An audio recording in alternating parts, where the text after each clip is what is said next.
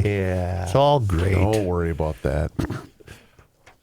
I also was saying, I've probably said it many times, but I think as recently as last week, we shouldn't, as citizens, have to live the way we do with the public mismanagement of our money. What are you talking about, Joe? Well, the Robbinsdale School District keeps making the news every night for this horrible anguish they're going through of having to cut people because they made an accounting error in their budget and came up $20 million short. And to fix it, of course, they're not going to get rid of. They're going to get rid of maybe 3 assistant principals. I don't know how many they have, but however many they have, they should get rid of all of them and not fire any teachers. But they're going to get rid of 140 teachers. Oh, boy. That's a lot of, well, I suppose there's elementary schools and high schools. And that's it. But we shouldn't have to live like this. We live like this at the state level. We live like this at the city level. We live like this at the school level. That the money is not handled properly. And then all we hear are these tears and this anguish about we just don't have enough. I was reminded of this reading the latest news from the Office of the Legislative Auditor's Financial Audit Division, talking about Southwest Light Rail. Mother of God. What in the world? This would be the definition of mismanagement. We shouldn't have to live like this. This is ridiculous. Auditors found instances of non-compliance during their audit of the project. The report showed project estimates from consultants hired by the Met Council were often significantly lower than the contractor estimates on multiple occasions. The report shows one instance where the council's estimates for a retaining wall project came in at $36 million, and the construction company's estimates came in at $82 million. According to auditors, the Met Council's revised estimates came in at $83 million. We shouldn't have to live like this. Auditors also highlighted an issue with contaminated soil that was carried out of the site by construction trucks. The report suggests the Metropolitan Council did not adequately track the number of trucks that were hauling the soil. They're signing off on blank forms that don't contain the necessary information, one auditor said during the presentation.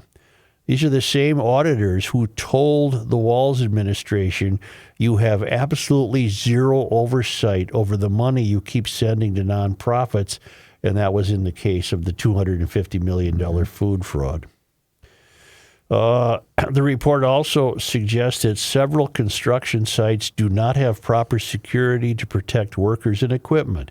Met Council leaders said there have been no reported instances of theft at their sites. However, lawmakers during the presentation were still concerned about the lack of security. Auditors highlighted the concerns as well, other concerns as well. Republican Senator Mark Koran was among several lawmakers who had concerns after hearing the presentation. There has been nothing that is comforting in this report or your actions or your acknowledgement, Koran told the Met Council during the meeting. I would like to believe things will change. I just don't. Koran's a friend of the show. We should have him on maybe, huh? Democratic Senator Scott Dibble was also critical of the Met Council after the presentation.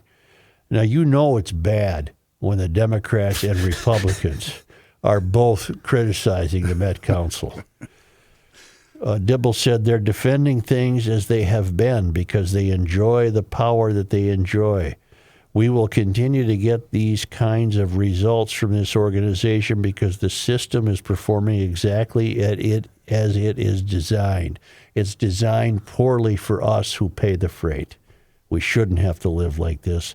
A spokesman for the Met Council released the following statement after the audit presentation. Oh, this ought to be good.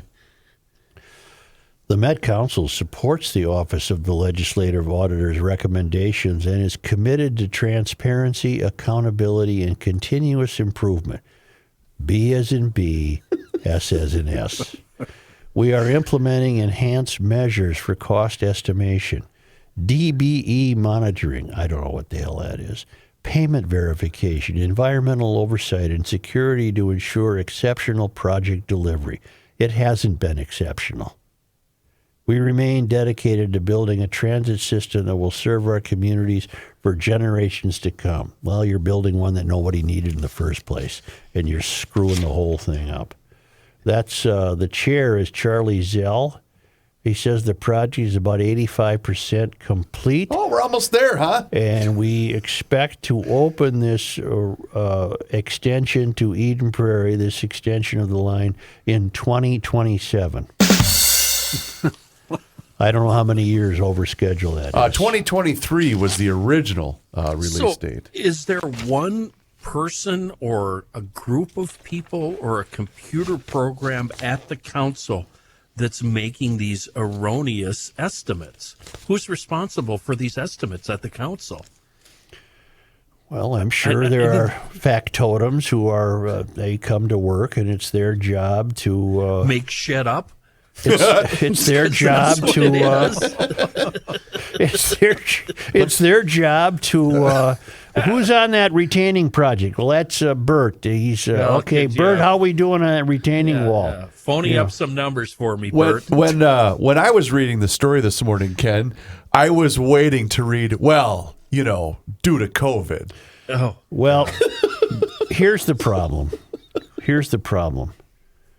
There are no consequences for this failure, whether it's the Met Council, whether it's the state government, where it's the City Council in St. Paul, Department of Education, where there's no consequences for this, and our money is wasted. We should not have to live like this. We need dedicated, competent public servants, which is a noble profession. It's not a noble profession when you have city council people in there studying a resolution to preserve sand in the Polynesian Islands. That's not what they're supposed to be doing. So, what about Palestine? Like you said earlier, this is the only issue that's united the left and right in Minnesota in 10 years, and there's still no accountability.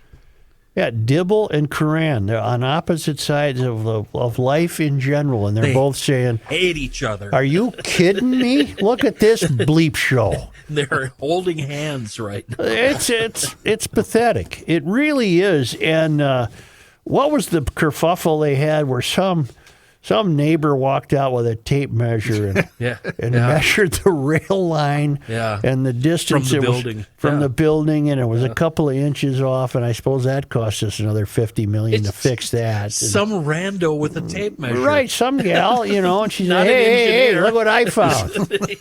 What the hell? You could walk the whole line with a tape measure and probably find out it's all screwed up.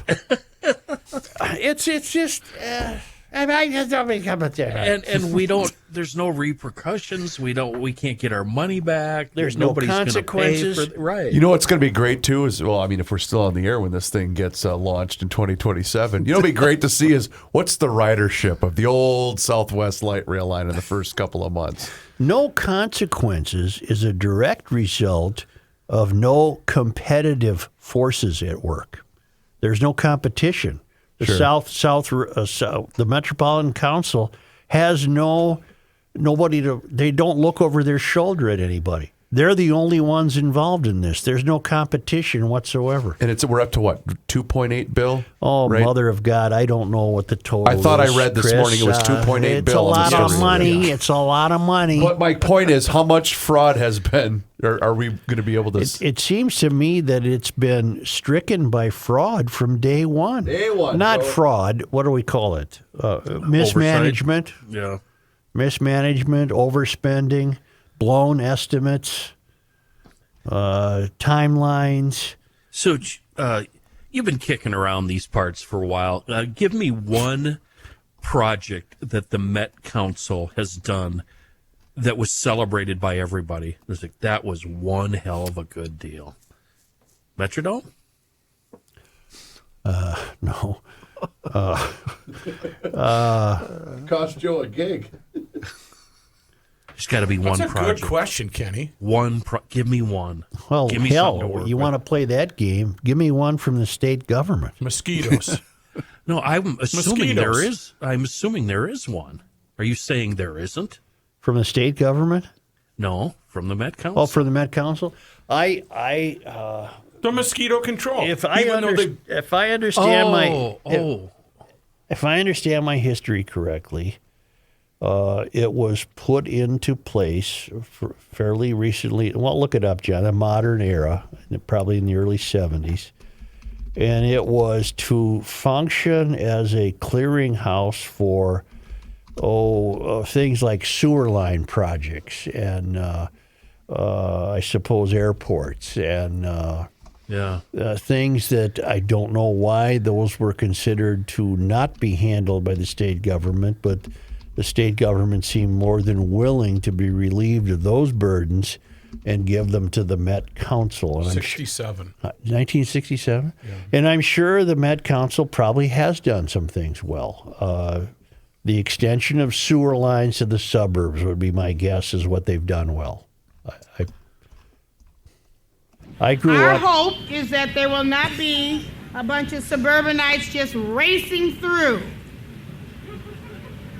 That through these windows you will see the glory and magnitude of the wonderful neighborhoods that are here in this South Minneapolis community. We have much to offer. And with this critical investments, you're going to be able to see more.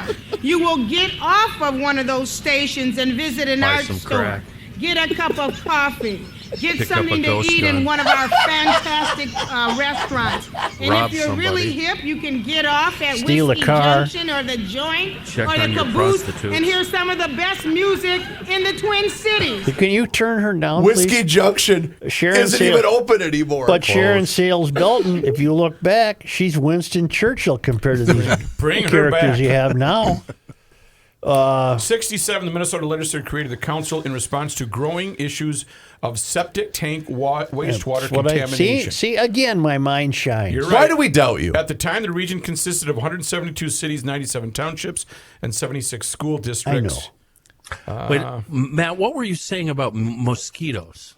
Well, the Metropolitan Mosquito Control District, is that an outgrowth of the Met Council? Yes. But they built themselves a nice building. The Taj Mahal. Yes. I grew up in Matamidi at a time when Matamidi was not hooked up to the sewer system. People had septic tanks. Did you have to go outside? No, we had indoor plumbing, Chris. But there were septic tanks, and I remember the installation of the sewer system. Big day? Bring it on. Hell, they had a parade. Ma, get the kids out here. And I remember that there was I don't know what you would call it, but there was a big cistern or concrete cistern that made a tremendous noise, an exhalation of air, and it was, and I guess that was when you flushed. No, not in your own house. It was on it was out up the road a little bit. No. It was up the road a little bit, and I think that was, we took that as technological evidence that we were hooked up. We got the noise now. Yeah. We got that big whoosh, and I don't appreciate what you're doing right now. Sorry. No, you're not sorry. I know. Okay, I misspoke. The control district was created by the Minnesota State Legislature in '58 for the benefits of Anoka, Carver, Dakota, Hennepin, Ramsey, Scott, and Washington counties. So it looks like they are not a branch of the Met Council. Well, and I would say this. I haven't had a lot of mosquito problems lately. Here we go. Yeah, didn't you declare you didn't see one? one? Chris, let's go to a break. We'll be right back. Remember when you did the ads for mosquito